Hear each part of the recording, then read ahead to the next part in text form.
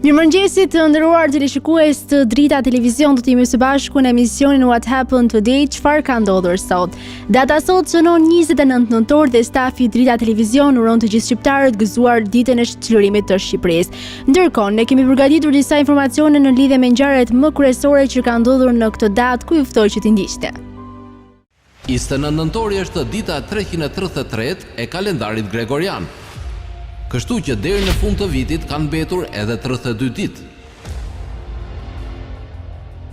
Ngjarje. 1877. Thomas Edison demonstron fotografin për herë të parë. 1899. U themelua klubi futbollistik spanjoll FC Barcelona. 1910. Patenta e parë për zbulimin e semaforit në Shtetet e Bashkuara ju nda zbuluesit amerikan Ernest Sirine. 1944. Masakra në Iseukaj, Çaravajk. 1944. U çlirua Shqipëria nga Gjermania naziste. 1945. U shpall Republika Federale Popullore e Jugosllavisë. 1972. Nolan Buzhel, bashkëthemelues i kompanisë Atari, paraqiti lojën Pong në Handicap Tavern e Sunal Kalif. 1975. Emri Microsoft për microcomputer software për herë të parë u përdor nga Bill Gates në letrën drejtuar tek Paul Allen. 2005. Partia e Re Komuniste Kroate KPH u themelua në Vukovar. Lindje. 1797. Lindi Gaetano Donizetti, kompozitor italian. 1803. Lindi Gottfried Semper, ndërtimtar gjerman. 1803. Lindi Christian Doppler, fizikant austriak. 1932. Lindi Jacques Chirac, politikan francez. Vdekje. 1643. Vdiq Claudio Monteverdi, kompozitor italian. 1852. Vdiq Ada King Lovelace, matematiciene britaneze dhe programeri i parë. 1924. Vdiq Giacomo Puccini, kompozitor italian. 1954. Vdiq Enrico Fermi, fizikant italian. 1975. Vdiq Graham Hill, kampion i Formula 1. 2014. Vdiq Mark Strand, poet amerikan. Festa dhe përvjetore. 1944. Dita e çlirimit, festë kombëtare në Shqipëri.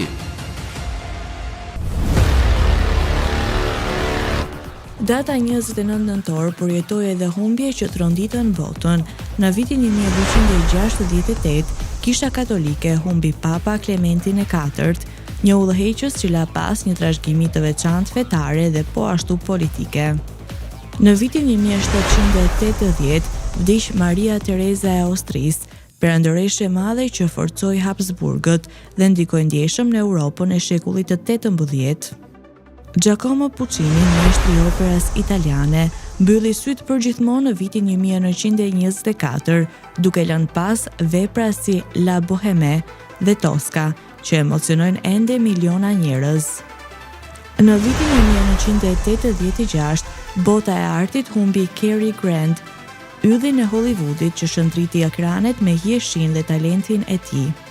Edhe në këtë vitit 2001, George Harrison, ose ndryshe shpirti i heshtur i grupit The Beatles, u largua nga kjo botë, duke lënë pas një trashëgimi muzikore të pavdekshme.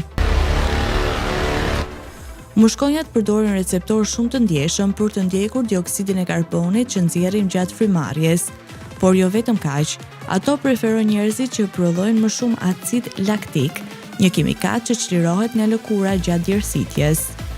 Për më tepër, grupi i gjakut zero duket se është një ushqim më i preferuar për to në krahasim me grupet e tjera të gjakut. Pra nëse jeni një nga ata njerëz që gjithmonë kafshohen nga mushkonjat, mund të jetë për shkak të metabolizmit tuaj ose grupit të gjakut.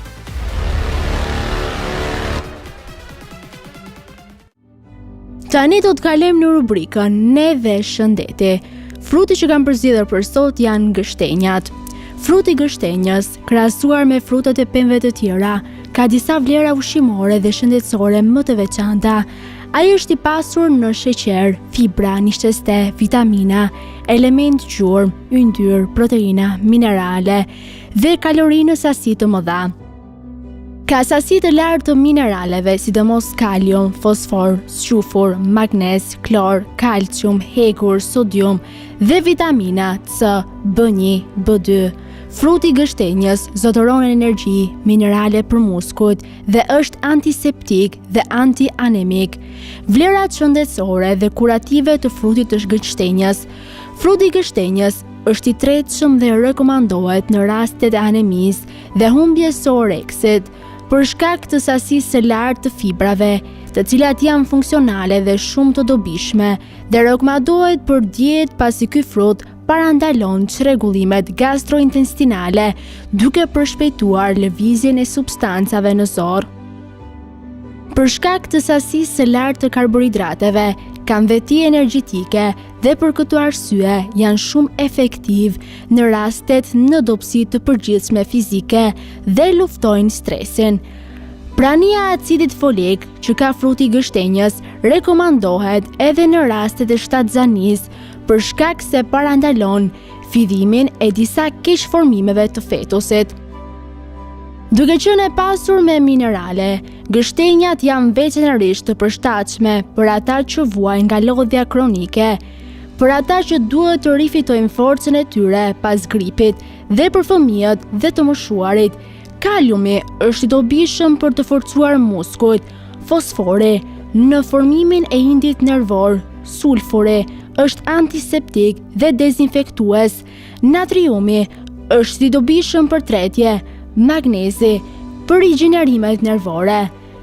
Fal pranisë së vitaminës B dhe fosforit, gështenja kontribon në ruajtjen e ekuilibrit nervor dhe në sajt të pranisë së sheqernave mund të përbëj një ushqim alternativ për fëmijët alergjik në kohën e ushqyerjes me qumësht.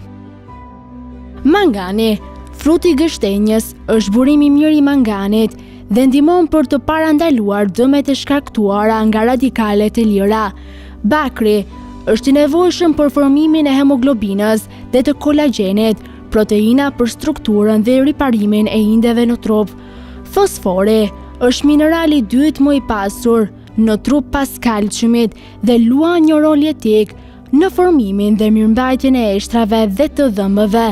Përveç kësaj, fosfori përfshihet në rritjen dhe rigjenerimin e indeve. Hekuri. Njerëzit kanë nevojë për shumë hekur. Çdo gjelisë në trup përmban hekur.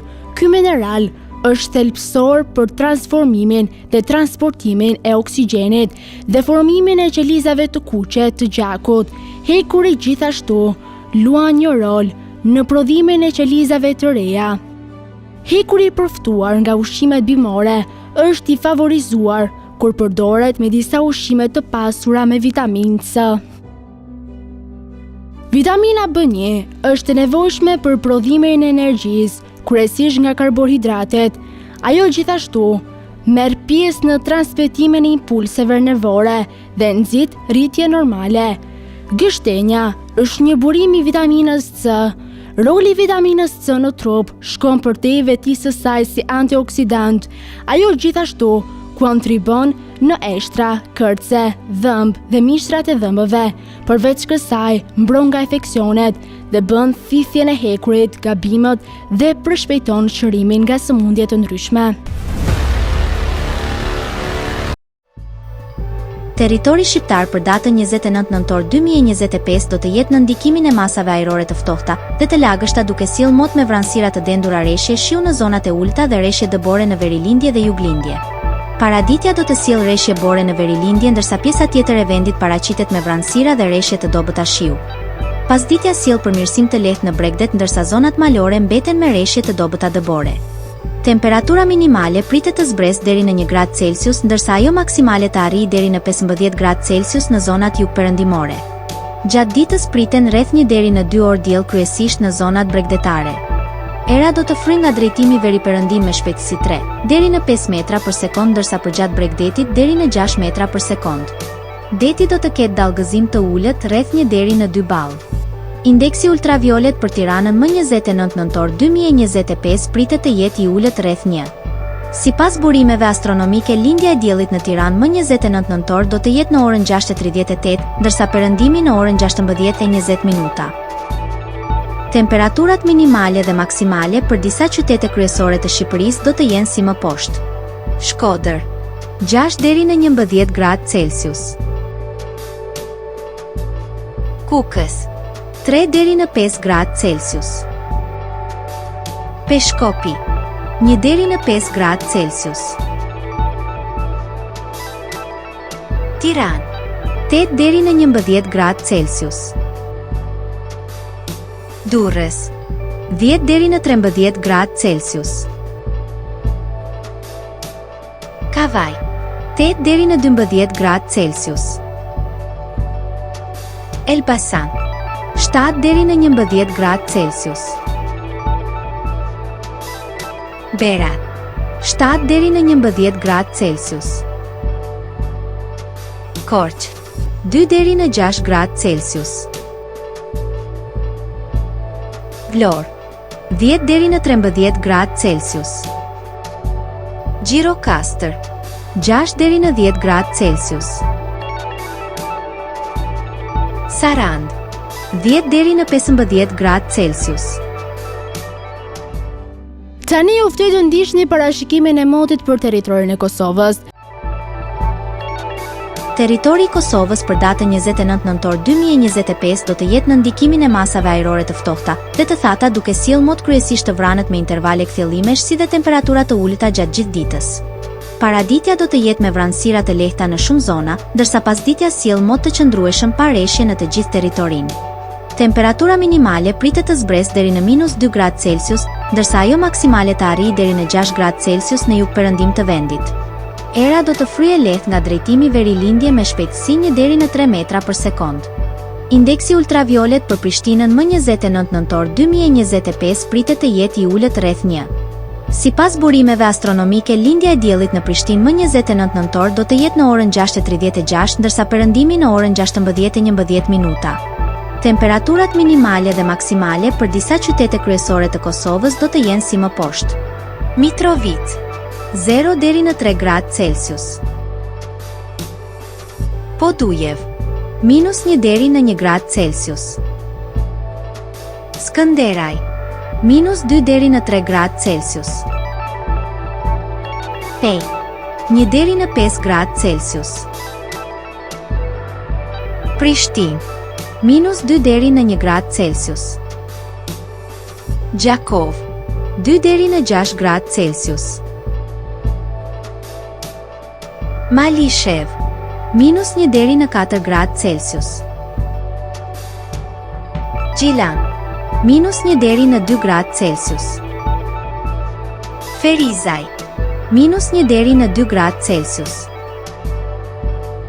Kaçanik -1 deri në 2 gradë Celsius. Suhare 1 deri në 5 gradë Celsius. Prizren 1 deri në 4 gradë Celsius.